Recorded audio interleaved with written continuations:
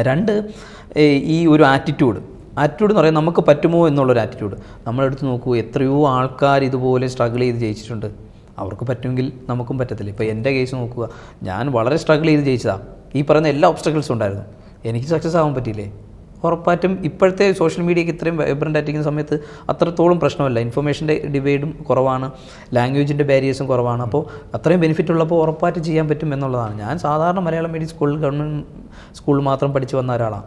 എനിക്ക് പറ്റുമെങ്കിൽ പിന്നെ ആർക്കും പറ്റത്തില്ലേ എന്നുള്ളതാണ് ഞാൻ മനസ്സിലാക്കുന്നത്. കാരണം ഞാനൊരു എക്സാമ്പിൾ സെറ്റ് ചെയ്ത് കൊടുക്കാൻ പറ്റിയതുകൊണ്ട് എൻ്റെ നാട്ടിൽ ഒരുപാട് ആൾക്കാർ കോമ്പറ്റേറ്റീവ് എക്സാമിലേക്ക് വരുന്നുണ്ട്. കാരണം അവർക്കൊരു ധൈര്യം കൊടുക്കാൻ എനിക്ക് പറ്റി.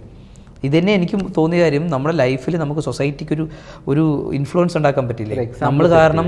ഒരുപാട് ആൾക്കാർക്ക് ഒരു ധൈര്യം കൊടുക്കാൻ പറ്റി. ഇപ്പോൾ എന്നെപ്പോലെ പഠിച്ച ഒരു കൂലിപ്പണി ചെയ്യുന്ന ഒരു ഫാമിലിയിലെ ഒരു മെമ്പറിന് മലയാളം മീഡിയം സ്കൂളിൽ പഠിച്ചിരുന്നാൽ പോലും ഈ പറയുന്ന അച്ചീവ്മെൻറ്റിലേക്ക് എത്താൻ പറ്റും എന്നുള്ള ഒരു മെസ്സേജ് സൊസൈറ്റിക്ക് കൊടുക്കാൻ പറ്റി എന്നുള്ളതാണ് എനിക്ക് തോന്നുന്ന വലിയൊരു കാര്യമായിട്ട് തോന്നുന്നത്. അപ്പോൾ അത് എവിഡൻ്റാണ്. കുറേ ആൾക്കാർ അതിന് ശേഷം വന്നു, ഒരുപാട് ആൾക്കാർ എന്നെ വിളിച്ച് സംസാരിക്കാറുണ്ട്.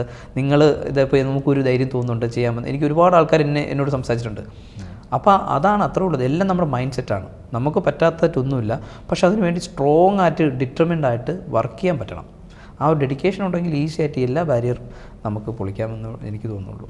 അത് നമുക്ക് നേരെ എടുക്കാൻ പറ്റുന്ന അത്രേ ഉള്ളൂ.